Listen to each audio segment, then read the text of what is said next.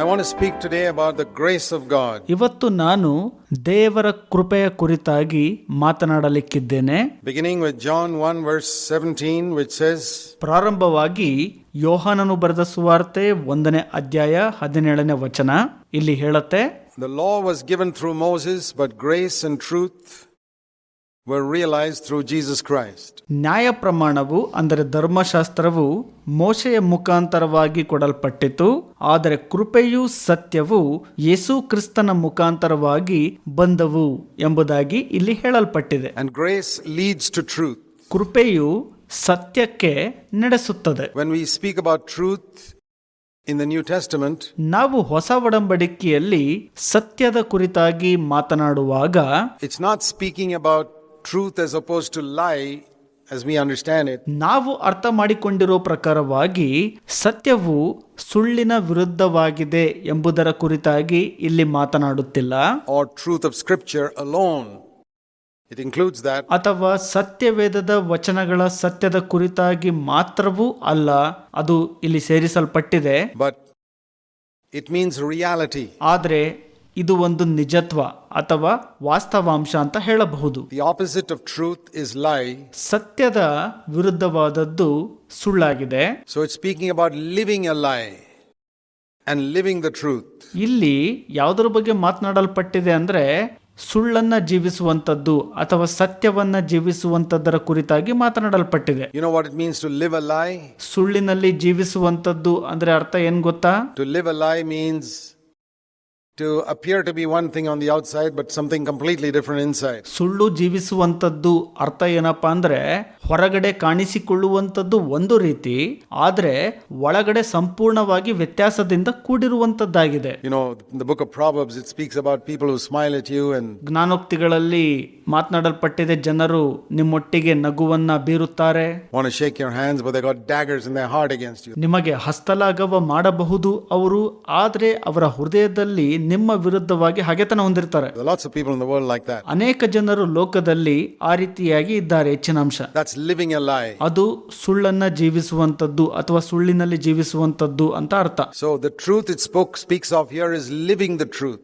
ಇಲ್ಲಿ ಸತ್ಯದ ಕುರಿತಾಗಿ ಮಾತನಾಡುವಂತದ್ದರ ಅರ್ಥ ಏನಪ್ಪಾ ಅಂದ್ರೆ ಸತ್ಯದಲ್ಲಿ ಜೀವಿಸುವಂತದ್ದು ಅಂತ. Not just speaking the truth but living the truth. ಕೇವಲ ಸತ್ಯವನ್ನು ಮಾತನಾಡುವಂತದ್ದು ಅಲ್ಲ, ಆದರೆ ಸತ್ಯದಲ್ಲಿ ಜೀವಿಸುವಂತದ್ದಾಗಿದೆ. When Ananias and Sapphira, without opening their mouth, they told a lie. ಅನನೀಯನು ಮತ್ತು ಸಫರ್ಯಳು ತಮ್ಮ ಬಾಯನ್ನು ತೆರೆಯದೆ ಸುಳ್ಳನ್ನ ಆಡಿದರು And they were killed. ಮತ್ತು ಕೊಲ್ಲಲ್ಪಟ್ಟರೂ ಕೂಡ. This is the first sin for which God judged people in the early church. ಪ್ರಾರಂಭದ ಸಭೆಗಳಲ್ಲಿ ದೇವರು ನ್ಯಾಯ ತೀರ್ಪು ಮಾಡಿದಂತ ಮೊದಲ ಪಾಪವು ಇದೇ ಆಗಿದೆ. So the truth spoken of here is that type of truth which was not possible in the Old Testament. ಇಲ್ಲಿ ಮಾತನಾಡಿರುವಂತ ಸತ್ಯವು ಅಂತಹದ್ದಾಗಿದೆ. ಇಂತಹ ಸತ್ಯವು ಹಳೆ ಒಡಂಬಡಿಕೆಯಲ್ಲಿ ಜೀವಿಸಲು ಸಾಧ್ಯವಿರಲಿಲ್ಲ. Nobody could live truth in the Old Testament. ಯಾರು ಕೂಡ ಸತ್ಯದಲ್ಲಿ ಜೀವಿಸಲು ಸಾಧ್ಯವಾಗುತ್ತಿರಲಿಲ್ಲ ಹಳೆ ಒಡಂಬಡಿಕೆಯಲ್ಲಿ. Their inner life was much worse than their external life. ಅವರ ಒಳಗಿನ ಜೀವಿತವು ಹೊರಗಡೆ ಜೀವಿತಕ್ಕೆ ಹೋಲಿಸೋದಾದ್ರೆ ಬಹಳ ಕೆಟ್ಟದ್ದಾಗಿತ್ತು. And their external life became good because of the law. ಅವರ ಹೊರಗಿನ ಜೀವಿತವು ಒಳ್ಳೆಯದರಿಂದ ಕೂಡಿತ್ತು, ಯಾಕಂದರೆ ನ್ಯಾಯ ಪ್ರಮಾಣದಿಂದಾಗಿ ಅಥವಾ ಧರ್ಮಶಾಸ್ತ್ರದಿಂದಾಗಿ. And those nations that did not have the 10 commandments, their external life was also bad. 10 ಆಜ್ಞೆಗಳನ್ನ ಹೊಂದಿರದಂತ ಇತರೆ ರಾಷ್ಟ್ರಗಳು ಕೂಡ ಅಲ್ಲಿದ್ದಂತ ಜನರ ಹೊರಗಡೆ ಜೀವಿತವು ಕೂಡ ಬಹಳ ಕೆಟ್ಟದ್ರಿಂದ ಕೂಡಿತ್ತು. But because the Jewish people had the 10 commandments, that external life was good, but ಯಹೂದ್ಯ ಜನರು 10 ಆಜ್ಞೆಗಳನ್ನ ಹೊಂದಿದ್ದರಿಂದ ಅವರ ಹೊರಗಡೆ ಜೀವಿತವು ಒಳ್ಳೆಯದರಿಂದ ಕೂಡಿತ್ತು, ಆದರೆ the inner life was still corrupt. ಒಳಗಿನ ಜೀವಿತವು ಬಹಳ ಭ್ರಷ್ಟತೆಯಿಂದ ಕೂಡಿತ್ತು. They never committed adultery on the outside, but they committed it all the time, every day on the inside. ಅವರು ಹೊರಗಡೆ ಜೀವಿತದಲ್ಲಿ ವ್ಯಭಿಚಾರವನ್ನ ಮಾಡಿರಲಿಲ್ಲ, ಆದರೆ ಯಾವಾಗಲೂ ಕೂಡ ಒಳಗಡೆ ಜೀವಿತದಲ್ಲಿ ವ್ಯಭಿಚಾರ ಎಂಬ ಪಾಪವನ್ನ ಮಾಡ್ತಿದ್ರು. They never killed people on the outside because of the 10 commandments. They hated people on the inside. ಅವರು 10 ಆಜ್ಞೆಗಳನ್ನ ಹೊಂದಿಕೊಂಡಿದ್ದಕ್ಕಾಗಿ ಹೊರಗಡೆ ಯಾವ ಜನರನ್ನು ಕೂಡ ಅವರು ಕೊಂದಿರಲಿಲ್ಲ, ಆದರೆ ಅವರು ತಮ್ಮ ಹೃದಯದ ಒಳಗಡೆ ಜನರನ್ನ ದ್ವೇಷ ಮಾಡ್ತಾ ಇದ್ರು. And Jesus came and said, now listen, Sermon on the Mount. ಆದರೆ ಯೇಸು ಸ್ವಾಮಿಯು ಬಂದು ಪರ್ವತದ ಮೇಲಿನ ಪ್ರಸಂಗವನ್ನ ಕೇಳಿಸಿಕೊಳ್ಳ್ರಿ ಅಂತ ಹೇಳಿದ್ರು. He was lifting the standard, the 10 commandments higher and said, you have heard it said. ಅವರು ಆ 10 ಆಜ್ಞೆಗಳ ಗುಣಮಟ್ಟವನ್ನ ಮೇಲಕ್ಕೆ ಉನ್ನತೀಕರಿಸಿ ಅವರು ಈ ರೀತಿಯಾಗಿ ಹೇಳಿದ್ರು, ನೀವು ಇಲ್ಲಿ ಹೇಳಿರುವಂತದ್ದನ್ನ ಕೇಳಿಸಿಕೊಂಡಿದ್ದೀರಿ. That you shall not commit murder. I say you shouldn't hate. ಅಲ್ಲಿ ಹೇಳಲ್ಪಟ್ಟಿದೆ ನೀವು ಕೊಲೆಯನ್ನ ಮಾಡಬಾರದು ಅಂತ, ಆದರೆ ನಾನು ನಿಮಗೆ ಹೇಳಕ್ ಇಷ್ಟಪಡ್ತೀನಿ ನೀವು ದ್ವೇಷ ಮಾಡಬಾರದು ಅಂತ. You must come to truth now. ಈಗ ನೀವು ಸತ್ಯಕ್ಕೆ ಬರಬೇಕು. Truth on the inside. You got to live the truth. ಒಳಗಡೆ ಜೀವಿತದಲ್ಲಿ ಸತ್ಯಕ್ಕೆ ನೀವು ಬರಬೇಕು, ಸತ್ಯದಲ್ಲಿ ನೀವು ಜೀವಿಸುವವರಾಗಿರಬೇಕು. You have heard that it said, don't commit adultery. I say don't even lust in your heart. ನೀವು ಕೇಳಿಸ್ಕೊಂಡಿದ್ದೀರಿ ಇಲ್ಲಿ ಹೇಳಿರುವಂತದ್ದನ್ನ ವ್ಯಭಿಚಾರ ಮಾಡಬೇಡ್ರಿ ಅಂತ, ಆದರೆ ನಾನು ನಿಮಗೆ ಹೇಳುತ್ತೇನೆ ಹೃದಯದಲ್ಲಿ ಮೋಹಿಸಬೇಡಿರಿ ಎಂಬುದಾಗಿ. You heard it said that when you swear, put your hand on the Bible and swear, you must speak the truth. ನೀವು ಇಲ್ಲಿ ಹೇಳಿರುವಂತದ್ದನ್ನ ಕೇಳಿಸಿಕೊಂಡಿದ್ದೀರಿ, ನೀವು ಸತ್ಯವೇದದ ಮೇಲೆ ಆಣೆಯನ್ನ ಇಟ್ಟು ಸತ್ಯವನ್ನ ನುಡಿಬೇಕು ಅಂತ. I say speak the truth all the time. ಆದ್ರೆ ನಾನು ನಿಮಗೆ ಹೇಳಕ್ ಇಷ್ಟಪಡ್ತೀನಿ ಎಲ್ಲಾ ಸಮಯದಲ್ಲೂ ನೀವು ಸತ್ಯವನ್ನ ನುಡಿರಿ ಅಂತ. So that is what it means to live the truth. ಅದೇ ಅರ್ಥ ಸತ್ಯದಲ್ಲಿ ಜೀವಿಸುವುದು ಅಂದ್ರೆ. Where your inner life corresponds with your outward life. ನಿಮ್ಮ ಒಳಗಿನ ಜೀವಿತವು ಹೊರಗಡೆ ಜೀವಿತಕ್ಕೆ ಸಹಕರಿಸುವಂತದ್ದಾಗಿರಬೇಕು. And I want to say to all of you in the name of Jesus. ನಾನು ನಿಮಗೆ ಯೇಸುವಿನ ನಾಮದಲ್ಲಿ ಹೇಳಲು ಇಷ್ಟಪಡ್ತೇನೆ, You must never be satisfied till your inner life corresponds with your outward life. ನಿಮ್ಮ ಒಳಗಿನ ಜೀವಿತವು ಹೊರಗಡೆಯ ಜೀವಿತದೊಟ್ಟಿಗೆ ಸಹಕರಿಸುವವರೆಗೂ ಎಂದಿಗೂ ನೀವು ತೃಪ್ತಿಯನ್ನ ಹೊಂದಿಕೊಳ್ಳಬಾರದು. And determine, it's a battle to keep that. ಮತ್ತು ನಿಶ್ಚಯಪಡಿಸಿಕೊಳ್ಳ್ರಿ, ಇದು ಒಂದು ಹೋರಾಟ. Lord, I never want to give people a pretense of being spiritual when I'm not spiritual. ಹೇಳ್ರಿ, ಕರ್ತರೆ, ನಾನು ಆತ್ಮಿಕನು ಅಲ್ಲದಿರುವಾಗ ನಾನು ಆತ್ಮಿಕನು ಎಂಬಂತೆ ಜನರಿಗೆ ನಟನೆ ಮಾಡಿ ತೋರಿಸಬಾರದು ಎಂಬುದಾಗಿ. You don't have to confess your sins to everybody. No, you confess your sins only to God. ನೀವು ನಿಮ್ಮ ಪಾಪಗಳನ್ನೆಲ್ಲ ಜನರಿಗೆ ಅರಿಕೆ ಮಾಡೋ ಅವಶ್ಯಕತೆ ಇಲ್ಲ. ನೀವು ನಿಮ್ಮ ಪಾಪಗಳನ್ನು ದೇವರಿಗೆ ಮಾತ್ರ ಅರಿಕೆ ಮಾಡುವವರಾಗಿರ್ಬೇಕು. But don't live a lie. ಆದ್ರೆ ಸುಳ್ಳಿನಲ್ಲಿ ಮಾತ್ರ ಜೀವಿಸಬೇಡ್ರಿ. Don't try to gain a reputation for humility by acting humble. ನೀವು ದೀನತೆಯಿಂದ ನಟನೆ ಮಾಡಿ ನಿಮ್ಮ ದೀನತೆಗಾಗಿ ಪ್ರಖ್ಯಾತಿಯನ್ನ ಪಡೆದುಕೊಳ್ಳುವಂತ ಪ್ರಯತ್ನವನ್ನ ಎಂದಿಗೂ ಮಾಡಬೇಡ್ರಿ. That's a lot of rubbish. ಅದು ಬಹಳಷ್ಟು ಕಸ. Live a truth. ಸತ್ಯವನ್ನ ಜೀವಿಸಿರಿ, ಅಂದ್ರೆ ಸತ್ಯದಲ್ಲಿ ಜೀವಿಸಿರಿ. Now, do you know that even a prostitute can live the truth? ನಿಮಗೆ ಗೊತ್ತಿದೆನಾ ವ್ಯಭಿಚಾರಿಗಳು ಕೂಡ ಸತ್ಯದಲ್ಲಿ ಜೀವಿಸುತ್ತಾರೆ ಅಂತ? You know what it means? It means to say I'm a prostitute. ನಿಮಗೆ ಗೊತ್ತಾ ಏನಂತ ಅರ್ಥ ಅದು ಅಂತ? ಅವ್ರು ಹೇಳ್ತಾರೆ ನಾನು ವ್ಯಭಿಚಾರಿನೇ ಅಂತ. Outer life, inner life is just exactly the same as the outward life. ಅವರ ಒಳಗಿನ ಜೀವಿತ ಮತ್ತು ಹೊರಗಡೆ ಜೀವಿತ ಒಂದೇ ತರ ಇರುತ್ತೆ. That is the beginning. It means being honest. ಅದು ಪ್ರಾರಂಭ, ಅಂದ್ರೆ ಪ್ರಾಮಾಣಿಕವಾಗಿರುವಂತದ್ದು. You shouldn't stay there. ನೀವು ಅಲ್ಲೇ ನೆಲೆಸಿರಬಾರದು. But when the woman caught in adultery said, yeah, that's it. She was forgiven. ಸ್ತ್ರೀಯು ವ್ಯಭಿಚಾರದಲ್ಲಿ ಸಿಕ್ಕಿ ಬಿದ್ದಾಗ ಹೌದು ಅಂತ ಒಪ್ಕೊಳ್ತಾಳೆ, ಮುಗಿತು ಅಲ್ಲಿಗೆ, ಅವಳು ಕ್ಷಮಿಸಲ್ಪಡ್ತಾಳೆ. What is the difference between the two thieves on the cross? ಏನು ವ್ಯತ್ಯಾಸ ಶಿಲುಬೆಯಲ್ಲಿ ನೇತು ಹಾಕಲ್ಪಟ್ಟಂತ ಇಬ್ಬರು ಕಳ್ಳರ ಮಧ್ಯದಲ್ಲಿ? One was honest and said, yeah, I deserve this. I'm a criminal. ಒಬ್ಬನು ಪ್ರಾಮಾಣಿಕನು, ಒಪ್ಕೊಳ್ತಾನೆ ನಾನು ಅಪರಾಧಿ, ಇದಕ್ಕೆ ಅರ್ಹನು ಎಂಬುದಾಗಿ. Jesus said, sure, come to paradise. ಯೇಸು ಸ್ವಾಮಿ ಹೇಳ್ತಾರೆ ನಿಶ್ಚಯವಾಗಿ ನೀನೀಗ ಪರದೇಶಿಗೆ ಬರಬಹುದು ಅಂತ. The other thief said, hey, I don't deserve this. Pull me down from the cross. You go to hell. ಮತ್ತೊಬ್ಬ ಕಳ್ಳ ಹೇಳ್ತಾನೆ ನಾನು ಇದಕ್ಕೆ ಅರ್ಹನಲ್ಲ, ನನ್ನನ್ನ ಶಿಲುಬೆಯಿಂದ ಕೆಳಗಿಳಿಸ್ಬಿಡ್ರಿ, ನೀನ್ ಬೇಕಾದ್ರೆ ನರಕಕ್ಕೆ ಹೋಗು ಅಂತ ಹೇಳ್ತಾನಲ್ಲಿ. See, the world of difference between loving the truth about yourself and being honest about it. ನಿಮ್ಮ ಕುರಿತಾಗಿ ಸತ್ಯವನ್ನ ಪ್ರೀತಿಸುವಂತದ್ದು ಮತ್ತು ಅದರ ಬಗ್ಗೆ ಪ್ರಾಮಾಣಿಕವಾಗಿರುವಂತದ್ದರ ನಡುವೆ ಬಹಳಷ್ಟು ವ್ಯತ್ಯಾಸ ಇದೆ. And pretending that everything is okay. ಎಲ್ಲವೂ ಸರಿ ಇದೆ ಎಂಬಂತ ನಟನೆ ಮಾಡುವಂತದ್ದು. That left-hand thief went to hell only because he pretended that he was okay.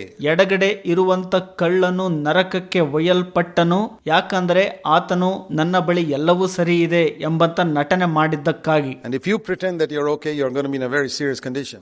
ನೀವು ಎಲ್ಲವೂ ಸರಿ ಇದ್ದೀರಿ ಎಂಬಂತ ನಟನೆ ಮಾಡ್ತಾ ಇದ್ರಿ ಅಂದ್ರೆ ನೀವು ಬಹಳ ಅಪಾಯದಲ್ಲಿರುವಂತ ಸ್ಥಿತಿಯಲ್ಲಿದ್ದೀರಿ ಅಂತ ಅರ್ಥ. Be Don't confess your sins in public, but don't pretend.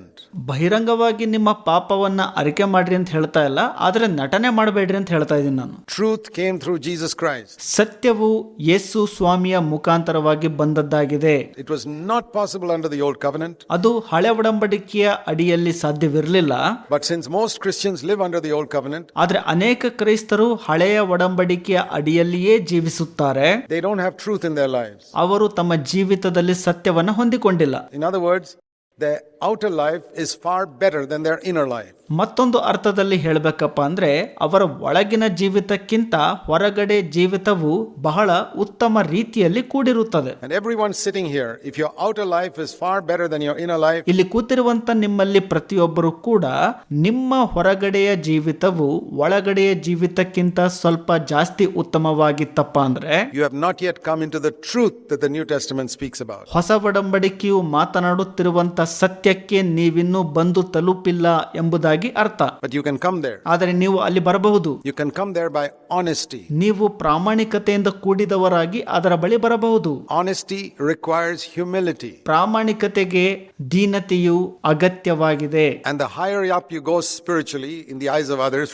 ನೀವು ಇತರರ ದೃಷ್ಟಿಯಲ್ಲಿ ಆತ್ಮಿಕವಾಗಿ ಬಹಳ ಉನ್ನತ ಮಟ್ಟಕ್ಕೆ ಹೋಗೋದಾದ್ರೆ, for example, if you're an elder brother, it's more difficult to be honest. ಉದಾಹರಣೆಗೆ ನೀವು ಸಭಾ ಹಿರಿಯರಾಗಿದ್ರೆ ಅಥವಾ ಹಿರಿಯರಾಗಿದ್ರೆ ಪ್ರಾಮಾಣಿಕವಾಗಿರುವಂತದ್ದು ಬಹಳ ಕಷ್ಟ. I'll tell you that. ನಾನು ನಿಮಗೆ ಅದನ್ನು ಹೇಳಕ್ ಇಷ್ಟಪಡ್ತೀನಿ. Because you have to pretend that you're very spiritual. ಯಾಕಂದ್ರೆ ನೀವು ಆತ್ಮಿಕರು ಎಂಬಂತೆ ನಟನೆ ಮಾಡ್ತೀರಿ. Because everybody considers you an elder. ಯಾಕಂದ್ರೆ ಎಲ್ಲರೂ ಕೂಡ ನಿಮ್ಮನ್ನು ಸಭಾ ಹಿರಿಯರು ಅಂತ ಪರಿಗಣಿಸಿರುತ್ತಾರೆ. And that's why there are a lot of hypocrites among elders even in the first century. ಅದಕ್ಕಾಗಿ ಮೊದಲನೇ ಶತಮಾನದಲ್ಲಿಯೂ ಸಹ ಸಭಾ ಹಿರಿಯರ ಮಧ್ಯದಲ್ಲಿ ಆ ಒಂದು ಕಪಟಿತನ ಎಂಬುವಂತದ್ದು ಇತ್ತು. Many 5 out of the 7 elders in Revelation 2 and 3 were outright hypocrites. ಪ್ರಕಟಣೆ 2 ಮತ್ತು 3ನೇ ಅಧ್ಯಾಯದಲ್ಲಿ ಹೇಳಿರುವಂತೆ 7ರಲ್ಲಿ 5 ಜನ ಸಭಾ ಹಿರಿಯರು ಬಹಳ ದೊಡ್ಡ ಕಪಟಿಗಳಾಗಿದ್ರಲ್ಲಿ. How did they become like that? Because they always kept preaching to others and never watched their own life. ಹೇಗೆ ಅವರು ಆ ರೀತಿಯಾಗಾದ್ರು? ಅವರು ಇತರರಿಗೆ ಪ್ರಸಂಗ ಮಾಡ್ತಾ ಇದ್ರು, ಆದ್ರೆ ತಮ್ಮ ಸ್ವಂತ ಜೀವಿತವನ್ನ ಅವರು ನೋಡಿಕೊಳ್ತಿರ್ಲಿಲ್ಲ.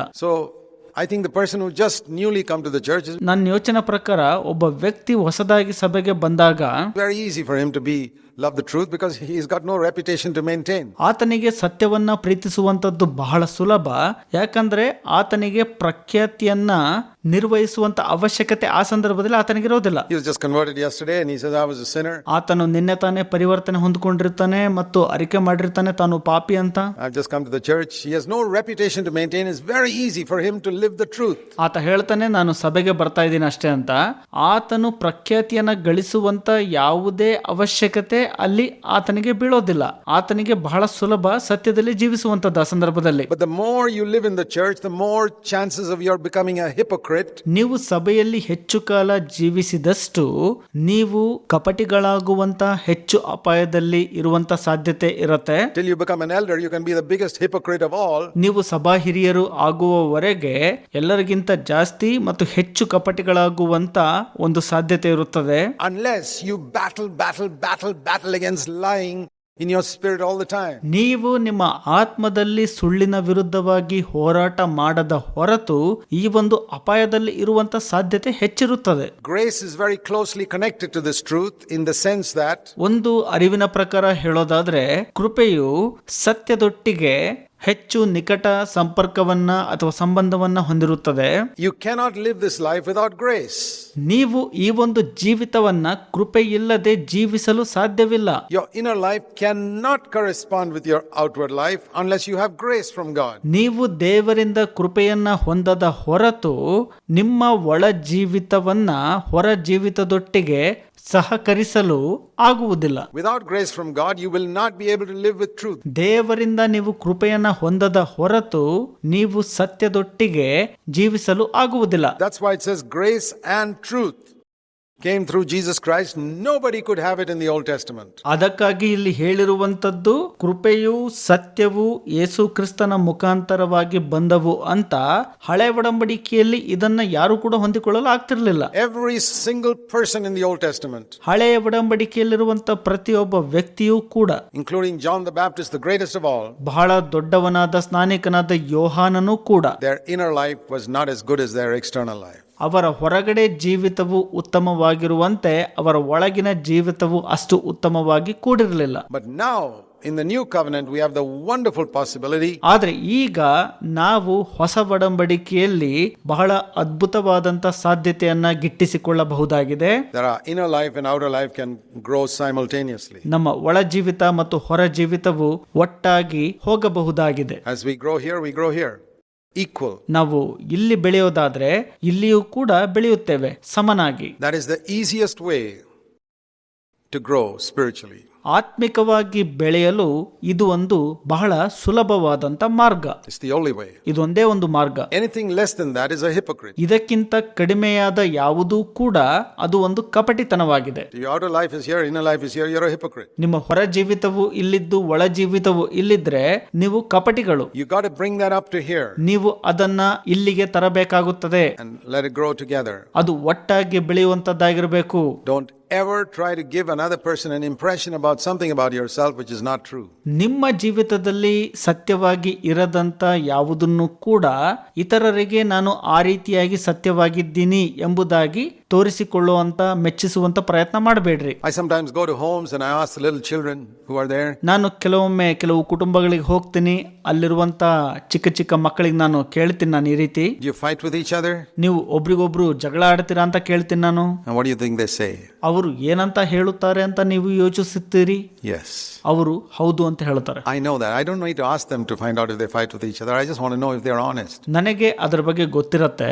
ನಾನು ಅವರು ಜಗಳ ಆಡ್ತಾ ಇದ್ದಾರೋ ಇಲ್ವೋ ಅನ್ನುವಂತ ತಿಳ್ಕೊಳ್ಳುವಂತ ವಿಷಯದಲ್ಲಿ ಆಸಕ್ತಿ ಇಲ್ಲ, ಆದ್ರೆ ಅವರು ಪ್ರಾಮಾಣಿಕರಾಗಿದ್ದಾರೋ ಇಲ್ವೋ ಅಂತ ನಾನು ನೋಡ್ತೀನಿ ಅಷ್ಟೇ. And I tell you, almost every one of those children, ನಾನು ನಿಮಗೆ ಹೇಳಕ್ ಇಷ್ಟಪಡ್ತೀನಿ, ಹೆಚ್ಚಿನಾಂಶ ಮಕ್ಕಳು tell me yes, and I say that's great hope for you. ಅವರು ಹೌದು ಅಂತಾನೆ ಹೇಳ್ತಾರೆ. ಆಗ ನಾನು ಹೇಳಕ್ ಇಷ್ಟಪಡ್ತೀನಿ, ಅವರಲ್ಲಿ ದೊಡ್ಡ ನಿರೀಕ್ಷೆ ಇದೆ ಅಂತ. It's the parents who pretend that they don't fight. ಆದ್ರೆ ಅವರ ತಂದೆ ತಾಯಿಗಳು ನಟನೆ ಮಾಡ್ತಾರೆ, ಇಲ್ಲ ನಾವು ಜಗಳ ಆಡೋದಿಲ್ಲ ಅಂತ. It's the children, they're honest. Yeah, we fight. There's hope. ಮಕ್ಕಳು ಪ್ರಾಮಾಣಿಕವಾಗಿ ಹೇಳ್ತಾರೆ, ಹೌದೌದು ನಾವು ಜಗಳ ಆಡ್ತೀವಿ ಅಂತ.